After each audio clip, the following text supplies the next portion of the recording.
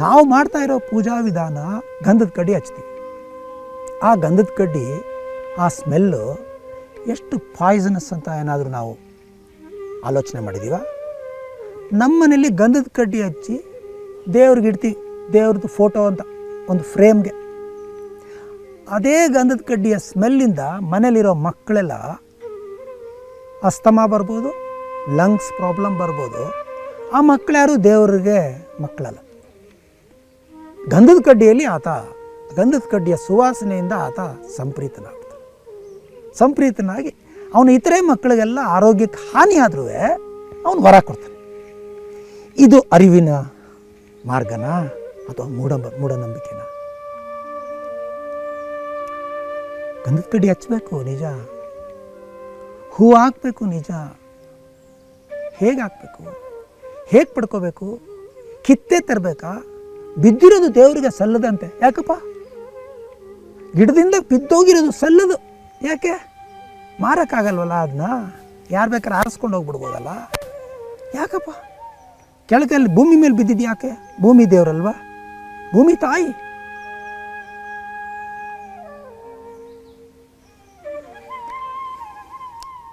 ಆ ಸುಗಂಧ ನಮಗೆ ಭಕ್ತಿ ಭಾವ ತರಕ್ಕೋಸ್ಕರ ಹಚ್ಚೋದು, ಭಗವಂತನಿಗೆ ತೋರ್ಸಕ್ಕಲ್ಲ. ಸಾಯಂಕಾಲ ಆಯಿತು ದೀಪ ಹಚ್ಚೆ, ಸಾಯಂಕಾಲ ಆಯಿತು ದೀಪ ಹಚ್ಚೆ, ಕತ್ಲಾಗ್ತಾ ಬಂತು ಇನ್ನೂ ದೀಪ ಹಚ್ಚಿಲ್ವಲ್ಲ ಅಂತ ಹೇಳ್ತಾರೆ. ಇದು ಅನಾದಿ ಕಾಲದಿಂದ ಬಂದಿದ್ದು, ಕರೆಂಟ್ ಬರೋಕ್ಕೆ ಮೊದಲು ಬಂದಿದ್ದು. ಸಾಯಂಕಾಲ ಆಯಿತು ದೀಪ ಹಚ್ಬೇಕಾಕೆ ಮಧ್ಯಾಹ್ನ ಹಚ್ಚಬಾರ್ದು? ಯಾಕೆ ಎಲ್ಲರ ಮನೇಲೂ ಸಾಯಂಕಾಲ ಆಯಿತು ದೀಪ ಹಚ್ಚು ಅಂತಾರೆ? ಯಾಕೆಂದರೆ ಸಾಯಂಕಾಲ ದೀಪ ಹಚ್ಚಬೇಕಾಗಿತ್ತು, ಕರೆಂಟ್ ಇರಲಿಲ್ಲ, ಲೈಟ್ ಇರಲಿಲ್ಲ, ದೇವ್ರ ಫೋಟೋ ಮುಂದೆ ಹಚ್ತಾ ಇದ್ರು. ಈಗ ಏನಾಗೋಯ್ತು? ಕರೆಂಟ್ ಇದ್ದರೂ ದೀಪ ಹಚ್ತೀವಿ. ಯಾರಿಗೆ? ದೇವ್ರಿಗೆ. ಯಾಕೆ? ದೇವ್ರ ಕುರುಡ, ದೇವ್ರಿಗೆ ಕಣ್ಣಿಲ್ಲ. ಈ ಬೆಳಕಲ್ಲಿ ನೋಡ್ಬೇಕು ನಮ್ಮನ್ನು. ನಾನು ಯಾವುದನ್ನು ಖಂಡಿಸ್ತಾ ಇಲ್ಲ. ನಾನು ಪೂಜೆ ಮಾಡೋನು, ನಾನು ದೇವಸ್ಥಾನಕ್ಕೆ ಹೋಗೋನು, ನಾನು ಪರಮಾತ್ಮನ ಇರುವಿಕೆಯಲ್ಲಿ ವಿಶ್ವಾಸ ಇಟ್ಟಿರೋನು. ನಾನು ಹೇಳ್ತಾ ಇರೋದು ಹಿಂಸೆ ಮಾಡಬೇಕು ಅಥವಾ ಅಹಿಂಸೆ ಮಾಡಬೇಕು ಹೇಳ್ತಾ ಇಲ್ಲ. ಇದೆಲ್ಲ ಹಿಂಸೆ. ಈ ರೀತಿ ಜೇನುತುಪ್ಪ ಆಯಿತು, ಹೂವು ಆಯಿತು, ಗಂಧದ ಕಡ್ಡಿ ಆಯಿತು, ತೆಂಗಿನಕಾಯಿ ಹೊಡೆಯೋದಾಯಿತು, ಇದೆಲ್ಲ ಹಿಂಸಾತ್ಮಕ ಅಂತ ಹೇಳ್ತಾ ಇಲ್ಲ ನಾನು ನಿಮ್ಮ ವಿವೇಚನೆಗೆ ಮಾತಾಡ್ತಾ ಇದ್ದೀನಿ. ಹಿಂಸೆನೋ ಅಹಿಂಸೆನೋ ಅಂತ ನಿಮ್ಮ ವಿವೇಚನೆ ನಿರ್ಧರಿಸಲಿ. ನಾನು ಯಾರು ನಿರ್ಧರಿಸೋಕ್ಕೆ? ಪ್ರತಿಯೊಬ್ಬನೊಳಗೂ ನಿಜ ಗುಣ ಇದೆಯಲ್ಲ, ಅದು ನಿರ್ಧರಿಸಲಿ. ನಮ್ಮ ತಲೆ ಕೊಡೋಕ್ಕೆ ರೆಡಿ ಇಲ್ಲ ನಾವು. ನಮ್ಮ ಅಹಂಕಾರನ ಪರಮಾತ್ಮನಿಗೆ ಕೊಡೋಕ್ಕೆ ರೆಡಿ ಇಲ್ಲ. ಯಾವುದೋ ತೆಂಗಿನಕಾಯಿನ ನಮ್ಮ ತಲೆ ಥರ ಹೊಡೆಯೋದು. ನಮ್ಮ ರಕ್ತದಲ್ಲಿ ಪರಮಾತ್ಮನ ಸ್ಮರಣೆ ತುಂಬ್ಕೊಳ್ಳೋಕೆ ರೆಡಿ ಇಲ್ಲ ನಾವು. ರಕ್ತದ ಬಣ್ಣದ ಮಣ್ಣು ಕುಂಕುಮ ಹಾಕೊಂತೇವೆ. ಅಹಂಕಾರ ಕೊಡೋಕ್ಕಾಗದೇ ಇರೋದ್ರಿಂದ ತಲೆ ಕೂದಲು ಕೊಡೋದು. ಮುಡಿ ಹೆಂಗೆ ಬಂತು? ಮುಡಿ ಕೊಡೋದು ಹೆಂಗೆ ಬಂತು? ಶರಣಾಗ್ತೀನಿ, ನನ್ನ ರೂಪ ಸೌಂದರ್ಯ ಅಲ್ಲ, ನಿನಗೆ ಶರಣಾಗೋದು ಮುಖ್ಯ ಅಂತ ಶುರು ಮಾಡಿದ್ದು. ಈಗ ಎಲ್ಲ ಮೆಕ್ಯಾನಿಕಲ್ ಆಗೋಯ್ತು. ಪೂಜೆ ಮಾಡೋದು ಒಳ್ಳೇದಾಗಲಿ. ಆ ಒಳ್ಳೇದಾಗೋದು ನಮಗೆ ಮಾತ್ರ ಮಾಡೋಕ್ಕೆ ಇದೇನು ತಂದೆ ಮಕ್ಕಳ ಪಕ್ಷನ ಅಥವಾ ಒಂದು ಧರ್ಮದ ಪಕ್ಷ, ಒಂದು ಜಾತಿ ಪಕ್ಷ, ಈ ಥರ ಪಾರ್ಟಿಗಳ ಪಕ್ಷಪಾತ ಮಾಡೋಕ್ಕೆ? ದೇವ್ರ ಜೊತೆ ಅನುಸಂಧಾನ ಮಾಡೋಕ್ಕೆ ನಮ್ಮ ಪ್ರಾರ್ಥನೆ ಕೇಳಬಾರ್ದು ಅಂತ ಹೇಳ್ತಾ ಇಲ್ಲ. ನಮ್ಗೆ ಆರೋಗ್ಯ ಕೊಡಿ, ನಮ್ಮ ಮನೆ ಕಟ್ಸೋಕ್ಕೆ ಆಶೀರ್ವಾದ ಮಾಡಿ, ನಮ್ಮ ಮಕ್ಕಳಿಗೆ ಒಳ್ಳೆಯ ವಿದ್ಯಾಭ್ಯಾಸ ಕೊಡಿ, ಆರೋಗ್ಯ ಕೊಡಿ, ಎಲ್ಲ ಕೇಳ್ಬೋದು. ಭಗವಂತನ ಕೇಳಿದೆ ಇನ್ಯಾರನ್ನ ಕೇಳಬೇಕು? ಅಸ್ತಿತ್ವನ ಕೇಳಿದೆ ಇನ್ಯಾರನ್ನ ಕೇಳಬೇಕು? ಕೃಪೆ ಅನ್ನೋದು ಅಸ್ತಿತ್ವ ಕೊಡದೆ ಇನ್ಯಾರು ಕೊಡ್ತಾರೆ? ಮನುಷ್ಯ ಕೊಡ್ತಾನ? ಪರಮಾತ್ಮನೇ ಕೊಡಬೇಕು. ಕರೆಕ್ಟ್ ಇದೆ, ಕೇಳಲೇಬೇಕು. ಎಷ್ಟೇ ಸಣ್ಣ ವಿಷಯ ಆದರೂ ಕೇಳಲೇಬೇಕು. ಇವತ್ತು ಆಫೀಸಿಗೆ ಲೇಟಾಗಿ ಹೋದ್ರು ಯಾರು ಬೈಬಾರ್ದು ಅಂತಲೂ ಕೇಳ್ಬೋದ್ರಿ. ಸಿಲ್ಲಿಯಷ್ಟು ಕೇಳ್ಬೋದು. ಭಗವಂತನಿಗೆ ಸಿಲ್ಲಿ ಪಲ್ಲಿ ಎಲ್ಲ ಇಲ್ಲ. ತಥಾಸ್ತು. ಭಗವಂತನಿಗೆ ಏನಂತಾರೆ? ತಥಾಸ್ತು ಅಂತ ಇರ್ತಾನೆ ಯಾವಾಗಲೂ ಅಂತ. ಕೆಟ್ಟದ್ದು ಮಾತಾಡಬೇಡ, ತಥಾಸ್ತು ಅಂತ ಇರ್ತಾನೆ. ಹಂಗೆ ಹಿಂಗೆ ಅವ್ರಿವ್ರಿಗೆ ಹಾನಿ ಬಯಸ್ಬೇಡ, ತಥಾಸ್ತು ಅಂತಿರ್ತಾನೆ. ಏನು ತಥಾಸ್ತು ಅಂದರೆ ತತ್ ಅಸ್ತು, ಹಾಗೇ ಆಗಲಿ, ಗ್ರ್ಯಾಂಟೆಡ್, ಸ್ಯಾಂಕ್ಷನ್, ಗ್ರ್ಯಾಂಟೆಡ್, ಸ್ಯಾಂಕ್ಷನ್ ಅಂತ ಪರಮಾತ್ಮ ಅನುಕ್ಷಣ ಹಾಗೆ ಹೇಳ್ತಾ ಇರೋದಕ್ಕೆ ಹೆಸರು ಪರಮಾತ್ಮ ಅಂತ. ಅನುಕ್ಷಣ ಕಾಳಜಿ ವಹಿಸ್ತಾ ಇರುವ, ಅನುಕ್ಷಣ ಎಸ್ ಹೇಳ್ತಾ ಇರುವ ಒಂದು ಪ್ರಿನ್ಸಿಪಲ್ಗೆ ಹೆಸರು ಗಾಡ್ ಅಂತ ಅಂತ ಹೇಳಿದ್ದಾರೆ. ಅಂಥ ಪರಮಾತ್ಮನ ನಾವು ಹೊಟ್ಟೆಲಿರುವಾಗಲೇ, ತಾಯಿ ಹೊಟ್ಟೆಲಿರುವಾಗಲೇ ನೋಡಿ, ಕಣ್ಣು ಆ್ಯಕ್ಚುಲಿ ಮಗು 2-3 ತಿಂಗಳದಾಗಿದ್ದಾಗ ಎರಡು ಇಲ್ಲಿರುತ್ತೆ, ಕಣ್ಣು ಹಿಂಗೆ ಎಲ್ಲೆಲ್ಲೋ ಇರುತ್ತೆ. ಇಂದ ಊಂಬ್ ಅಂತ ನೋಡಿ, ಅದರಲ್ಲಿ ಒಂದು BBC ಅವರು ಒಂದು ಊಂಬ್ ಒಳಗಡೆ ಹೇಗೆ ಮಗು ಗ್ರೋತ್ ಆಗುತ್ತೆ ಅಂತ ಒಂದು CD ಇದೆ, ಇಂದ ಊಂಬ್ ಅಂತ. ಅದು ಬೆಳವಣಿಗೆ ಆಗ್ತಾ ಆಗ್ತಾ ಆಗ್ತಾ ಆಗ್ತಾ ಬಂದು ಹಿಂಗೆ ಕೂತ್ಕೊಳ್ತದೆ, ಇಲ್ಲೆಲ್ಲೋ ಇರೋದು. ಹಾರ್ಟ್ ಇರಲ್ಲ. ಕ್ವಿಕ್ ಅನ್ಬಾರ್ನ್ ಚೈಲ್ಡ್ ಅಂತಾರೆ 4 ವಾರದ ಮಗುಗೆ, ಕ್ವಿಕ್ ಅನ್ಬಾರ್ನ್ ಚೈಲ್ಡ್ ಅಂತ. ಆ ಮಗುಗೆ ಇನ್ನೂ ಹಾರ್ಟ್ ಇರಲ್ಲ. ಹಾರ್ಟ್ ಎಲ್ಲಿಂದ ಬರುತ್ತೆ? 4 ತಿಂಗಳು ಎಷ್ಟೋ ಆದಮೇಲೆ ಆ ಮಗುವಿನ ಬಾಡಿ ಒಳಗಡೆ ಯಾವುದೋ ಒಂದು ಮೂವ್ ಆಗುತ್ತಂತೆ, ಹಿಂಗೆ ಎಲ್ಲೋ ಒಂದು ಕಡೆ ಪಕ್ಕ ಹಿಂಗೆ ಮೂವ್ ಆಗ್ತಾ ಆಗ್ತಾ ಆಗ್ತಾ ಆಗ್ತಾ ಬಂದು ಹಾರ್ಟ್ ಹತ್ರ ಮೂವ್ ಆಗುತ್ತಂತೆ. ಮೂವ್ ಆದಂಗೆ ಹಾರ್ಟು ಡಬ್ ಡಬ್ ಅನ್ನೋಕ್ಕೆ ಶುರು ಆಗುತ್ತಂತೆ. ಹೊಟ್ಟೆಲಿರುವಾಗಲೇ ಕಣ್ಣು, ಮೂಗು, ಉಸಿರಾಟ, ಹಾರ್ಟು, ಲಂಗ್ಸು, ಕಿಡ್ನಿ. ಏನ್ರೀ ಕಿಡ್ನಿ ರಾಕೆಟ್, ಎಷ್ಟ್ರೀ ಕಿಡ್ನಿ ಕಳ್ತನ, ಎಷ್ಟ್ರೀ ಆಸ್ಪತ್ರೆಗಳು, ಎಷ್ಟು ಒಂದು ಸಣ್ಣ ವಿಷಯಕ್ಕೂ ಎಷ್ಟೆಷ್ಟು ಟ್ರೀಟ್ಮೆಂಟು, ಎಷ್ಟೆಷ್ಟು ದುಡ್ಡು. ಇದು ಯಾವುದೂ ಇಲ್ಲದೆ ಹೊಟ್ಟೆಲಿರುವಾಗಲೇ 2 ಕಿಡ್ನಿ, ಶ್ವಾಸಕೋಶ, 2 ಕಣ್ಣು, ಏನೇನು ಬೇಕು ಎಲ್ಲನೂ ಪ್ರಿಪೇರ್ ಮಾಡಿ. ಬ್ರಾಹ್ಮಣರ ಮಕ್ಳಿಗೆ ಮಾತ್ರನಾ? ಯಾರಿಗೆ, ಯಾವ ಪ್ರಾಣಿಗೆ? ಎಲ್ಲದಕ್ಕೂ ಹೊಟ್ಟೆ ಒಳಗೆ ರೆಡಿ ಮಾಡಿ, ಈಚೆ ಬರ್ತಿದ್ದಂಗೆ ಸೆಲೆಬ್ರೇಟ್ ದ ಲೈಫ್, ಮಜಾ ಮಾಡು ಅನ್ನೋ ಥರ ಸಿದ್ಧಪಡಿಸಿ. ಆವಾಗ ಯಾವ ಪ್ರಾರ್ಥನೆ ಮಾಡಿದ್ವಪ್ಪ? ಹೊಟ್ಟೆಲಿದ್ವಲ್ಲ ಪ್ರತಿಯೊಬ್ಬರು 9 ತಿಂಗಳು, ಏನು ಪ್ರಾರ್ಥನೆ ಮಾಡಿದ್ವಿ? ಆಧ್ಯಾತ್ಮಿಕವಾಗಿ ಹೇಳ್ತಾರೆ, ಹೊಟ್ಟೆಲಿರುವ ಮಗುವಿನ ಪ್ರಜ್ಞೆ ಏನಂತ ಕೇಳ್ಕೊಳ್ಳುತ್ತೆ ಅಂದರೆ, ಕೃಷ್ಣ ಗೋವಿಂದ, ಒಂದು ಸಲ ಈ ಬಂಧನ, ಒಂದು ಸಲ ಈ ಊಂಬ್ ಅನ್ನೋ ಬಂಧನದಿಂದ ಆಚೆ ತಂದ್ಬಿಡು, ಸಾಯೋವರೆಗೂ ನೀನು ಸ್ಮರಣೆಲಿರ್ತೀನಿ ಅಂತ ಹೇಳುತ್ತಂತೆ ಪ್ರಜ್ಞೆ. ಆ ಮಗುವಲ್ಲಿರುವಂಥ ಪ್ರಜ್ಞೆ ಹೇಳುತ್ತಂತೆ. ಈಚೆ ಬರ್ತಿದ್ದಂಗೆ, ನೀ ಹುಟ್ಟಿಸಿ ಜೀವನ ಭವದುಃಖಿಯ ಮಾಡಿದ ಬಳಿಕ, ಹುಟ್ಟುತ್ತಾ ಇದ್ದಂಗೆ ಭವದುಃಖಿ ಆಗೋಗ್ಬಿಡ್ತು. ಪ್ರಾಪಂಚಿಕ ದುಃಖ, ಎಲ್ಲ ವಿಷಯದಲ್ಲಿ ದುಃಖ ಅಂದರೆ ಸಿಗಾಕೊಂಡು ಬಿಡೋದು, ತಾದಾತ್ಮ್ಯತೆ ಹೊಂದಿಬಿಡೋದು. ಆ ರೀತಿ ಹೊಟ್ಟೆಲೇ ಕೇರ್ ತಗೊಂಡಿರುವಂಥ ಪರಮಾತ್ಮನಿಗೆ ಬೆಳೀತಾ ಬೆಳೀತಾ ವಿದ್ಯಾಭ್ಯಾಸ ಪಡ್ಕೊಂಡು MA MSc MEd ಓದಿ ವೈಸ್ ಚಾನ್ಸ್ಲರ್ ಆಗಿ ಶಿಕ್ಷಣ ಮಂತ್ರಿ ಆಗಿ ನಾವು ಮಾಡ್ತಾ ಇರೋದು ಯಾವ ಥರ ಪೂಜೆ, ಯಾವ ಥರ ಪೂಜೆ ಮಾಡ್ತಾಯಿದ್ದೀವಿ? ಪರಮಾತ್ಮನಿಗೆ 108 ಸಲ ಹಾಡಿ ಹೊಗಳಿ ಅರ್ಚನೆ ಮಾಡ್ತೀವಿ. ಏನಕ್ಕೆ? ಪೊಲಿಟಿಷಿಯನ್ನ ಪರಮಾತ್ಮ? ಸಾರ್ ನಿಮ್ನ ಹಿಂಗೆ ಅಂದ್ಬಿಟ್ರು ಸಾರ್ ಈ ಟಿ ವಿಲಿ ಅಷ್ಟು ಚೆನ್ನಾಗಿ ಬಂದುಬಿಡ್ತು ಸಾರ್, ಇಂಥ ಆರ್ಟಿಕಲ್ ಪೇಪರ್ಲಿ ನಿಮ್ಮನ್ನ ಹೆಂಗೆ ಹೊಗಳ್ಬಿಟ್ರು ಸಾರ್, ನಿಮ್ಮಷ್ಟು ನೀವು ಅಂಬೇಡ್ಕರ್ ಅಂತೆ ಸಾರ್ ನೀವು ಆಧುನಿಕ ಇವರಂತೆ ಸಾರ್, ನೀವೇ ಇಂದಿರಾ ಗಾಂಧಿ ಅಂತೆ ಸಾರ್, ನೀವೇ ಜವಾಹರ್ಲಾಲ್ ನೆಹರು, ನೀವು ಗಾಂಧಿ ಅಂತೆ ಸಾರ್ ಅಂತ 108 ಥರ ಹೊಗಳ್ಬಿಟ್ರೆ ಖುಷಿ ಆಗ್ಬಿಡೋಕ್ಕೆ ದೇವ್ರ ಪೊಲಿಟಿಷಿಯನ? ಮತ್ತ್ಯಾಕೆ ಅರ್ಚನೆ? ಮತ್ತ್ಯಾಕೆ 108 ಸಲ ಅರ್ಚನೆ? ವಿರಾಟ್ ಸಂಗತಿನ ಹೃದಯಪೂರ್ವಕವಾಗಿ ಹೇಳ್ತಾ ಇದ್ರೆ ನಾವು ವಿರಾಟ್ ಆಗ್ತೀವಿ. ಪ್ರೇಮವನ್ನು ಕೊಡುವ ಮೊದಲು ಅನುಭವಿಸ್ಬೇಕು, ಭಕ್ತಿಯನ್ನು ಕೊಡೋಕ್ಕೆ ಮೊದಲು ಅನುಭವಿಸ್ಬೇಕು. ಅನುಭವಿಸ್ದೆ ಕೊಡೋಕ್ಕಾಗಲ್ಲ, ಪ್ರಾಕ್ಟೀಸ್ ಮಾಡೋಕ್ಕಾಗಲ್ಲ.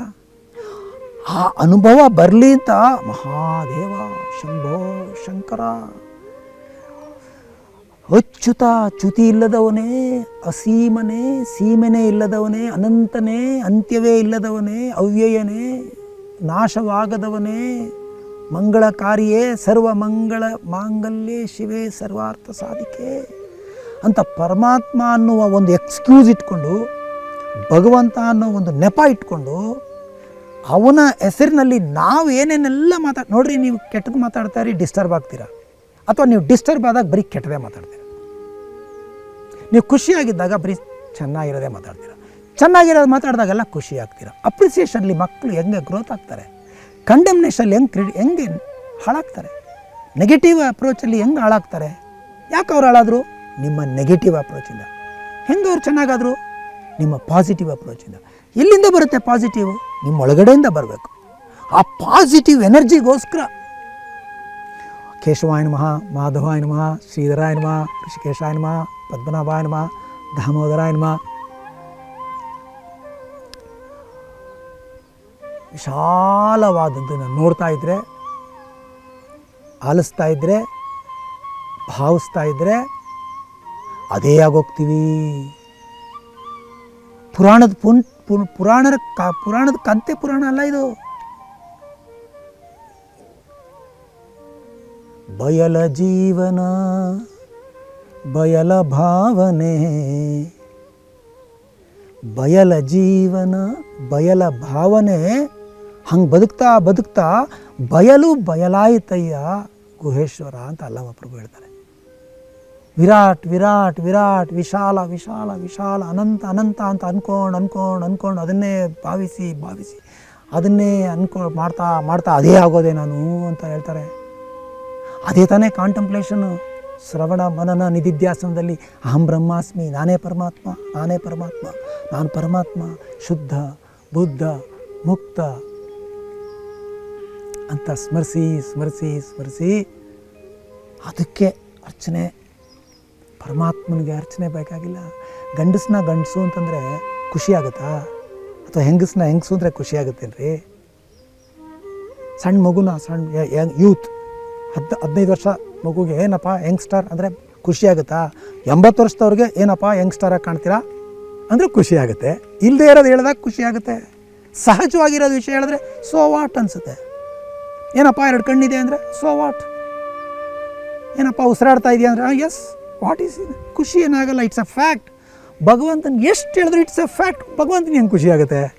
It is a fact. ಏನೇ ಹೇಳು, ಇಟ್ ಈಸ್ ಅ ಫ್ಯಾಕ್ಟ್. ಹೆಂಗೆ ಖುಷಿ ಮಾಡಿಬಿಡ್ತೀಯಾ? ನೀನು ಖುಷಿಯಾಗಿ ಅವನ್ನ ಖುಷಿ ಮಾಡ್ಬೋದು. ಉಳಿದ ಮಕ್ಕಳನ್ನ ಖುಷಿ ಮಾಡಿಸಿ ಅವನ್ನ ಖುಷಿ ಪಡಿಸ್ಬೋದು. ಅನಾಥರನ್ನ ಪ್ರೀತಿಸಿ, ಅನಾಥನಾಥನನ್ನ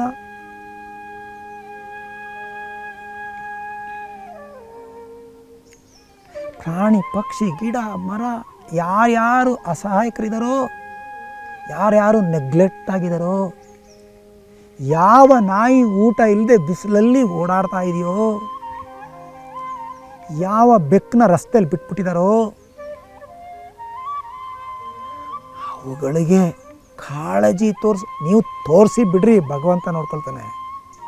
ಆದರೆ ನಿಮ್ಮ ಪ್ರಾರ್ಥನೆ ಈಡೇರಬೇಕಲ್ಲ, ನಿಮ್ಗೆ ಒಳ್ಳೇದಾಗಬೇಕಲ್ಲ, ನೀವು ಪೂಜೆ ಮಾಡಬೇಕಲ್ಲ. ಇದು ಪೂಜೆ. ಇವ್ರುಗಳಿಗೆಲ್ಲ ಕಾಳಜಿ ವಹಿಸಿದ್ರೆ ನೋಡಿ, ಹಿಂದಿನ ಕಾಲದಲ್ಲಿ ಅಕ್ಕಿ ಹಾಕ್ತಿದ್ರು ಇರುವೆ ಗುಡ್ಗಳಿಗೆ. ದೇವಸ್ಥಾನಕ್ಕೆ ಹೋಗುವಾಗ ಇರುವೆ ಗುಡ್ಗಳಿಗೆ ಅಕ್ಕಿ ಹಾಕ್ತಿದ್ರು, ಸಕ್ಕರೆ ಹಾಕ್ತಿದ್ರು. ಯಾವುದೋ ಫಿಲ್ಮಲ್ಲಿ ಶಾರುಖ್ ಖಾನ್ ಮತ್ತು ದಿಲ್ವಾಲೆ ದುಲ್ಹನಿಯಾ ಲೇ ಜಾಯೇಂಗೆ ಆವ್ ಅಂತ ಬರ್ಡ್ಸ್ಗಳಿಗೆಲ್ಲ ಹಾಕ್ತಿರ್ತಾರೆ. ಅವ್ರು ಯಾಕೆ ಹಾಕಿದ್ರೋ ಬಿಟ್ಟರೋ ಅದು ಬೇರೆ ವಿಷಯ. ಒಟ್ಟಿನಲ್ಲಿ ಪ್ರಾಣಿ ಪಕ್ಷಿಗಳಿಗೆ ಊಟ ಹಾಕೋದು ಇದೆಲ್ಲ ಪೂಜೆ. ಒಣಗಿರೋ ಗಿಡಕ್ಕೆ ನೀರು ಹಾಕೋದು ಪೂಜೆ. ಯಾಕೆ? ಅವರು ಪರಮಾತ್ಮನ ಮಕ್ಕಳು. ಅಯ್ಯೋ, ನನ್ನ ಮಕ್ಕಳನ್ನ ಇವನು ನೋಡ್ಕೊತಾ ಇದ್ದಾನೆ, ಇವನ ಮಕ್ಕಳನ್ನ ನಾನು ನೋಡ್ಕೋಬೇಡವಾ ಅನ್ಸಲ್ವಾ ಭಗವಂತನಿಗೆ? ಅದು ಸಂಪ್ರೀತಗೊಳಿಸೋದು. ತಮಿಳಲ್ಲಿ ಒಂದು ನುಡಿಗಟ್ಟಿದೆ, ಊರ್ ಪಿಳ್ಳೈ ಐ ನೀನ್ ವಳರ್ತಾಲ್ ಉನ್ ಪಿಳ್ಳೈ ತಾನಾ ವಳರುಂ ಅಂತ. ಊರ್ ಮಕ್ಕಳನ್ನೆಲ್ಲ ನೀನೇನಾದರೂ ಕಾಳಜಿ ವಹಿಸಿದ್ರೆ ನಿನ್ನ ಮಗ ಆಟ ಆಡ್ಕೊಂಡು ದೊಡ್ಡ ಮನುಷ್ಯ ಆಗ್ಬಿಡ್ತಾನೆ ಅಂತ. ನುಡಿಗಟ್ಟು ಯಾವತ್ತೂ ಸುಳ್ಳಾಗಲ್ಲ. ಇದು ಹೆಂಗಿದೆ ಪೂಜೆ ನೋಡಿ. ನಿಮ್ಮ ಪ್ರಾರ್ಥನೆ, ನಿಮ್ಮ ಬೇಡಿಕೆ ಈಡೇರೋದು ಶತಸಿದ್ಧ. ಯಾಕೆ? ನಿಮ್ಗಿಬ್ಬರು ಮಕ್ಕಳು ರೀ. ಒಬ್ಬ ಮಗು ನೆಗ್ಲೆಕ್ಟೆಡ್, ನಡೆಯೋಕ್ಕಾಗಲ್ಲ, ಮೂಲೆಯಲ್ಲಿ ಕೂತಿದ್ದಾರೆ. ಇನ್ನೊಬ್ಬ ಮಗ ಅವನ್ನ ಹೊತ್ಕೊಂಡು ಹೋಗ್ತಾನೆ ಸಿನಿಮಾಗೆ, ಊಟ ಮಾಡಿಸ್ತಾನೆ, ಆಟ ಆಡಿಸ್ತಾನೆ, ಸೈಕಲ್ ಓಡಿಸ್ತಾನೆ, ಸದಾ ಅವನು ಕೇರ್ ತಗೋತಿರ್ತಾನೆ. ಈ ದೊಡ್ಡ ಮಗನ್ನ ನೀವು ಎಷ್ಟು ಪ್ರೀತಿಸ್ತೀರಾ? ಅವನ್ನ ನೆಗ್ಲೆಕ್ಟ್ ಮಾಡ್ತಾನೆ. ಆವಾಗ ಹೆಂಗೆ ಪ್ರೀತಿಸ್ತೀರಾ ಇವ್ರನ್ನ? ನಿಮ್ಮದೇ 2 ಮಕ್ಕಳು, ಇಬ್ಬರ ಮೇಲೂ ನಿಮಗೆ ಸಮಾನ ಪ್ರೀತಿ. 2 ಕಣ್ಣು ಯಾವ್ದು ದೊಡ್ಡದು ಯಾವ್ದು ಚಿಕ್ಕದು ಅಂತ ಹೇಳೋಕ್ಕಾಗಲ್ಲಪ್ಪ. ಯಾವ ಮಗ ನಿಮಗೆ ಪ್ರೀತಿ ಜಾಸ್ತಿ ಅಂದರೆ ಏನು ಹೇಳ್ತೀರಾ? 2 ಕಣ್ಣಲ್ಲಿ ಯಾವುದು ಚೆನ್ನಾಗಿದೆ ಅಂದರೆ ಹೆಂಗಪ್ಪ ಹೇಳೋದು ಅಂತೀರ. ಆದರೆ ನಿಜವಾಗ್ಲೂ ನಿಮ್ಮ ಪ್ರೀತಿ ಹೆಂಗೆ ಬರುತ್ತೆ? ಯಾಕೆ ತಾಯಿಯಂದರು 3-4 ಜನ ಹೆಣ್ಮಕ್ಳು, ಅದರಲ್ಲಿ ಒಂದು 2-3 ಜನ ಚೆನ್ನಾಗಿ ಸೆಟ್ಲಾಗಿರ್ತಾರೆ ಫೈನಾನ್ಷಿಯಲಿ. ಒಬ್ಬ ಮಗಳು ಮಾತ್ರ ಕಷ್ಟದಲ್ಲಿರ್ತಾಳೆ. ತಾಯಿ ಕದ್ದು ಮುಚ್ಚಿ ಹೋಗಿ ಅವಳಿಗೆ ಮಾತ್ರ ಕೊಡ್ತಾಳೆ ದುಡ್ಡು. ಯಾಕೆ ಬೇರೆ 3 ಮಕ್ಕಳಿಗೆ ಅವಳು ತಾರತಮ್ಯ ಮಾಡ್ತಾಳಾ? ಹಂಗಲ್ಲ. ಯಾರು ವೀಕ್ ಇರ್ತಾರೋ ಅವಳ ಕಡೆ ತಾಯಿ, ಯಾರು ಸ್ಟ್ರಾಂಗ್ ಇರ್ತಾರೋ ಅವ್ರಿಗೆ ಹೋಲಿಸ್ಲಾರಳು, ವೀಕ್ ಇರೋರ ಕಡೆ ಸ್ವಲ್ಪ ಊರ್ಗೋಲ್ ಥರ. ಆ ರೀತಿ ತಾಯಿನೇ ಮಾಡ್ತಾಳೆ. ಅನಂತ ಕೋಟಿ ತಾಯಿಗಳನ್ನ ಹುಟ್ಟಿಸಿರೋ ಮಹಾ ತಾಯಿ ಪರಮಾತ್ಮ. ಮನುಷ್ಯ ತಾಯಿ ಮಾತ್ರ ಅಲ್ಲ ರೀ, ಇರುವೆ ತಾಯಿ, ಹುಲಿ ತಾಯಿ, ಹಸು ತಾಯಿ, ಚಿಟ್ಟೆ ತಾಯಿ, ಎಲ್ಲ ಥರದ ತಾಯಿನ ಹುಟ್ಟಿಸ್ತಾನೆ ಇರೋನು, ಹುಟ್ಟಿಸ್ತಾನೆ, ಕೊಡ್ತಾನೆ, ಕೇರ್ ಮಾಡ್ತಾನೆ. ಎಲ್ಲನೂ ಓಕೆ. ಹಾಲು ಕರಿತೀರ, ಕರ್ಕೊ. ಜೇನು ಸುಟಾಕ್, ಆಯ್ತು ಸುಟಾಕ್ ಅಂತ ಎಲ್ಲನೂ ಸಹಿಸ್ಕೊಂಡು ಓಕೆ. ಶಿಶುಪಾಲನ್ಗೆ ಕೃಷ್ಣ 101 ಸಲನೋ ಏನೋ 99 ಸಲ 101 ಸಲ ತಪ್ಪ ಮಾಡೋವರೆಗೂ ಅವನ್ನ ಕ್ಷಮಿಸ್ತೀನಿ ಅಂತ ಹೇಳಿರ್ತಾನಂತೆ. ಶಿಶುಪಾಲ ಎಂಥ ಕ್ರೂರಿ ಅವನು. ನೀವು ಲೆಕ್ಕ ಹಾಕೋಣ ಎಷ್ಟು ತಪ್ಪು ಮಾಡಿದ್ದೀವಿ ಅಂತ. ಭಗವಂತನಿಗೆ ಬೇಸರ ಆಗುವ ಹಾಗೆ ಜೀವನದಲ್ಲಿ ಎಷ್ಟು ಸಲ ನಡ್ಕೊಂಡಿದ್ದೀವಿ ಅಂತ ಲೆಕ್ಕ ಹಾಕಿ. ಶಿಶುಪಾಲ ಮುಗ್ಧನಂಗೆ ಕಂಡುಬಿಡ್ತಾನೆ. ಬರೀ 100+. ನಮ್ಮದು ನಿಮ್ಮದು ಎಷ್ಟು ಲಕ್ಷನೋ ಹುಟ್ಟದಾಗಿಂದ. ಗೊತ್ತಿದ್ದು ಗೊತ್ತಿಲ್ಲದೆ ಇರೋದು ಸೇರಿಸ್ಬಿಟ್ರಂತೂ ಅನುಕ್ಷಣ. ಅನ್ಕಾನ್ಷಿಯಸ್ ಅಂದರೆ ಮಿಸ್ಟೇಕ್. ಕಣ್ಣು ಕಾಣ್ತಾ ಇಲ್ಲ ಕುರುಡ ಅಂದರೆ ದೇವ್ರ ಫೋಟೋನೂ ತುಳಿಯೋದೆ, ಮಗುನೂ ತುಳಿಯೋದೆ, ಹೂವನ್ನು ತುಳಿಯೋದೆ, ಕಚಡನೂ ತುಳಿಯೋದೆ ಕಣ್ಣು ಕಾಣದೇ ಇದ್ಮೇಲೆ. ಸೊ ನಾವು ಪೂಜೆ ಮಾಡಲೇಬೇಕು ಭಗವಂತನಿಗೆ. ಆವಾಗವಾಗ ಕೃತಜ್ಞತೆಯೂ ಸಲ್ಲಿಸ್ಬೇಕು. ನಾವು ಏನಾದರೂ ಒಂದು ಸಣ್ಣ ಪುಟ್ಟ ಯಾರಾದರೂ ಹೆಲ್ಪ್ ಮಾಡಿದ್ರೆ ಥ್ಯಾಂಕ್ ಯು ಅಂತ ಕಳಿಸ್ತೀವಲ್ವ ಮೆಸೇಜು, ಸಣ್ಣ ಪುಟ್ಟದಕ್ಕೇ. ಭಗವಂತನ ಕೇಳ್ತೀವಿ, ಕೆಲಸ ಆಯಿತು. ದುಡ್ಡು ಕೊಡೋದು, ತಲೆ ಮುಡಿ ಕೊಡೋದೆಲ್ಲ ಭಗವಂತ ಅಲ್ಲ. ಥ್ಯಾಂಕ್ ಯು, ಧನ್ಯತಾ ಭಾವ. ಯಾಕೆ ಭಗವಂತನಿಗೆ ಖುಷಿ ಆಗುತ್ತೆ ಧನ್ಯತಾ ಭಾವದಲ್ಲಿದ್ದರೆ? ಧನ್ಯತೆಯಲ್ಲಿ ನಾವು ಬೆಳೆದ್ವಲ್ಲ, ಭಗವಂತನಿಗೆ ನನ್ನ ಮಗ ಧನ್ಯತೆಯಲ್ಲಿ ಬೆಳೆದ್ನಲ್ಲ ಅಂತ. ನಾವು ಪಾಸಿಟಿವಿಟಿಲಿ ಬೆಳೆದ್ವಲ್ಲ ಅಂತ. ಪಾಸಿಟಿವಿಟಿಯ ಒಟ್ಟು ಮೊತ್ತ ತಾನೇ ಪರಮಾತ್ಮ, ಒಟ್ಟು ಮೊತ್ತ. ನಿಮ್ಮ ದಾನವನುಂಡು ಅನ್ಯರ ಹೊಗಳುವ ಕುನ್ನಿಗಳನೇನೆಂಬೆ ರಾಮನಾಥ. ಒಂದು ವಚನ, ಇಳೆ ನಿಮ್ಮ ದಾನ, ಬೆಳೆ ನಿಮ್ಮ ದಾನ, ಸುಳಿದು ಬೀಸುವ ಗಾಳಿ ಅದು ನಿಮ್ಮ ದಾನ, ನಿಮ್ಮ ದಾನವನ್ನುಂಡು ಅನ್ಯರ ಹೊಗಳುವ ಕುನ್ನಿಗಳನೇನೆಂಬೆ. ಕುನ್ನಿಗಳು ಅಂದರೆ ಬೈತಾ ಇಲ್ಲ ಅವರು. ಕುನ್ನಿಗಳು ಅನ್ನೋದು ಬೈಗಳ ಪದ ಆಗಿದ್ದು ಈಗ. ಒಂದು 50 ವರ್ಷದಿಂದ ಈಚೆಗೆ ಮನುಷ್ಯ ಜಾಸ್ತಿ ಇಂಟೆಲಿಜೆಂಟ್ ಆಗೋದಲ್ಲ, ಜಾಸ್ತಿ ಬೆಳೆದ್ಬಿಟ್ರಲ್ಲ ಮನುಷ್ಯ, ಆವಾಗ ಪ್ರಾಣಿಗಳನ್ನೆಲ್ಲ ಬೈಗಳ ಪದ ಮಾಡ್ಕೊಂಬಿಟ್ರು. ಕತ್ತೆ, ಹಂದಿ, ನಾಯಿ, ಕುನ್ನಿ, ಇದು ಹೆಂಗೆ ಬೈಗಳ ಪದ? ಕತ್ತೆ ಹೆಂಗೆ ಬೈಗಳ ಪದ? ಅದು ಒಂದು ಪ್ರಾಣಿಯ ಹೆಸರು. ಕುರಿ ನನ್ನ ಮಗ ಹೆಂಗಪ್ಪ? ಪೆದ್ದತನಕ್ಕೂ ಕುರಿಗೂ ಏನು ಸಂಬಂಧ? ಅದೊಂದು ಪ್ರಾಣಿಯ ಹೆಸರು.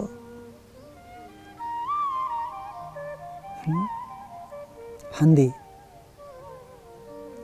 ಹೊಲಸು ತಿಂತಾ ಇಲ್ಲ, ಅದ್ರ ಊಟ ತಿಂತಾ ಇದೆ. ನಮ್ಮನ್ನು ನೋಡಿ ಅದು ತಿಳ್ಕೊಳ್ತಾ ಇದೆ ಇವರೇನು ಹೊಲಸು ತಿಂತಾ ಇದ್ದಾರೆ ಅಂತ. ಈಗ ಸ್ವರ್ಗ ಹೆಂಗಿರುತ್ತೆ ಅಂತ ಹೆಂಡ ಕುಡಿಯೋರನ್ನ ಕೇಳಿದ್ರೆ ಎಲ್ಲ ಕಡೆ ಬರೀ ಬ್ಯಾಕ್ ಪೈಪರು, ಶಿವಾಶ್ರೀಗೆಲ್ಲ ಸಿಕ್ಕುತ್ತೆ ಅಂತಾರೆ. ಅದೇ ಥರ ಸ್ವರ್ಗ ಹೇಗಿರುತ್ತೆ ಅಂತ ಹಸುನ ಕೇಳಿದ್ರೆ ಏನು ಮನುಷ್ಯನಷ್ಟು ಎತ್ತರ ಹುಲ್ಲು ಎಲ್ಲ ಕಡೆ ಹುಲ್ಲು ಬೆಳೆದಿರುತ್ತೆ ಅಂತ ಅಲ್ವಾ. ಯಾಕಂದ್ರೆ ನಾವು ಮನುಷ್ಯರು, ಸ್ವರ್ಗ ಹೆಂಗಿರುತ್ತೆ ಮನುಷ್ಯರಿಗೆ? ಎಲ್ಲ ಚಿನ್ನದ ಕಂಬಗಳು, ಚಿನ್ನದ ಸ್ಪೂನು, ಚಿನ್ನದ ಲೋಟ, ನೋಡಿ ಎಲ್ಲ ಚಿನ್ನದ್ದೇ. ಮನುಷ್ಯರು ಚಿನ್ನದ್ದೇ ಆಗ್ಬಿಟ್ಟಿದ್ರೆ ಇನ್ನೂ ಚೆನ್ನಾಗಿರೋದಲ್ವ. ಮುರಿದು ಮಾರ್ಕೋಬೋದಾಯಿತು ಆವಾಗ. ನಮ್ಮದು ಸ್ವರ್ಗ ಹೆಂಗಿದೆ? ಎಲ್ಲ ಕಡೆ ಬರೀ ಚಿನ್ನನೇ, ಚಿನ್ನದೇ ಎಲ್ಲ ಇದ್ದರೆ ಕಾಗೆಗೆ ಹೆಂಗೆ ಸ್ವರ್ಗ ಆಗುತ್ತೆ?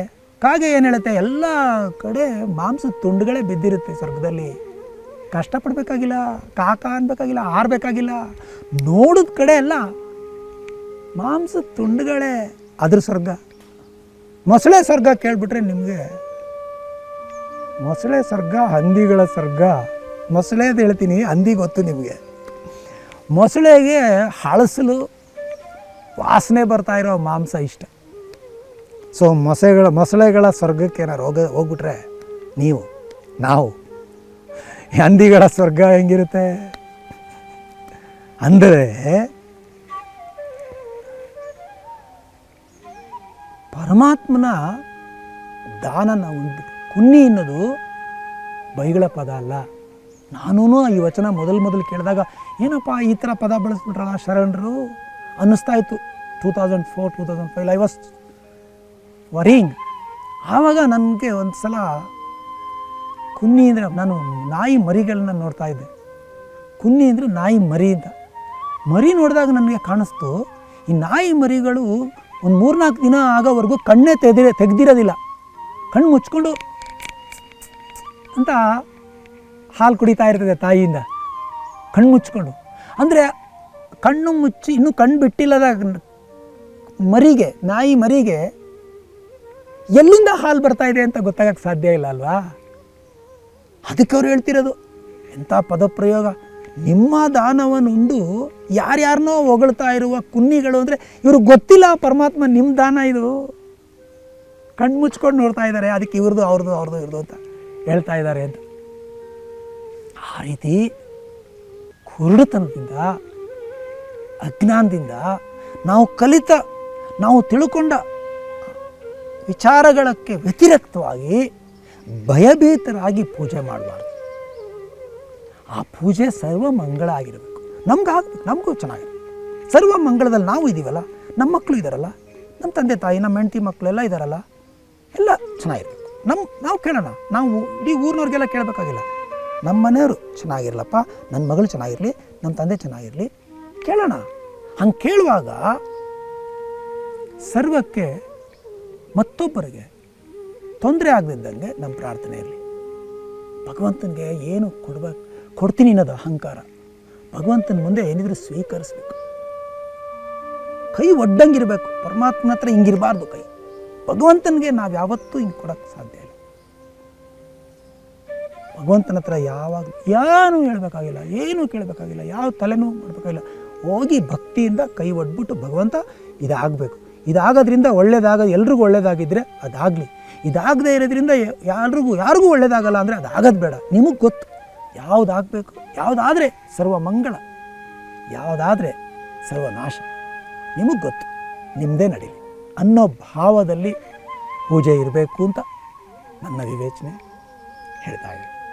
ಇದನ್ನು ಕೇಳಿದ ನಂತರನೂ ನಿಮಗೆ ನೀವು ಹೇಗೆ ಪೂಜೆ ಮಾಡ್ತಾಯಿದ್ದೀರಾ, ಹೇಗೆ ಆರಾಧಿಸ್ತಾ ಇದ್ದೀರಾ, ಹಾಗೇ ಮುಂದುವರ್ಸೋಕ್ಕೆ ನೀವು ಸರ್ವಸ್ವತಂತ್ರ. ನಿಮ್ಮ ಜೀವನ, ನಿಮ್ಮ ಸ್ವತಂತ್ರ, ನಿಮ್ಮ ಅಂಡರ್ಸ್ಟ್ಯಾಂಡಿಂಗ್. ನನಗೇನು ಅನಿಸುತ್ತೆ ಅಂತ ಹಂಚ್ಕೊಂಡಿದ್ದೀನಿ ಅಷ್ಟೆ. ಈ ಹಂಚ್ಕೊಂಡಿದ್ದರಿಂದ ನಿಮಗೇನಾದರೂ ಹರ್ಟ್ ಆಗಿದ್ದರೆ ದಯವಿಟ್ಟು ಕ್ಷಮಿಸಿ. ನಿಮಗೇನಾದರೂ ಉಪಯೋಗ ಆಗಿದ್ದರೆ, ಈ ಕೇಳಿದ್ರಿಂದ ಹೌದು ಅಂತ ಏನಾರು ಅನಿಸಿದರೆ ಜಾರಿಗೆ ತನ್ನಿ. ಒಂದು ಹೂಗಾದರೂ ನಿಮ್ಮಿಂದ ಸ್ವತಂತ್ರ ಸಿಕ್ಕಲಿ. ಒಂದು ದಿನನಾದರೂ ಭಗವಂತನಿಗೆ ಹೂವು ಹಾಕದೆ ಆ ದಿನ ಆ ಗಿಡ, ಆ ಹೂವಿನ ಗಿಡನೇ ಭಗವಂತ ಅಂತ ನೋಡಿ, ಬೆಳಿಗ್ಗೆ ವಾಕಿಂಗಲ್ಲಿ ಕದ್ದು ಮುಚ್ಚಿ ಕಾಂಪೌಂಡ್ ಹಾರಿ ಅವ್ರಿವ್ರ ಮನೇಲಿ ಹೂ ಕೀಳೋದನ್ನ ಒಂದಿನಾರು ನಿಲ್ಲಿಸಿ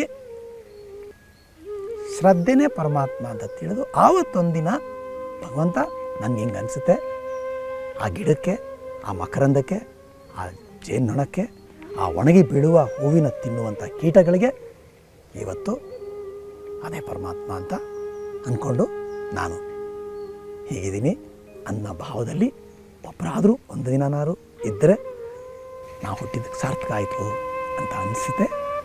ಇಷ್ಟು ಮಾತಾಡಲಿಕ್ಕೆ, ಇಷ್ಟು ಹಂಚ್ಕೊಳ್ಳಿಕ್ಕೆ, ಇಷ್ಟು ಸ್ವತಂತ್ರ ಕೊಟ್ಟಿದ್ದಕ್ಕೆ ಥ್ಯಾಂಕ್ ಯು ಸೊ ಮಚ್.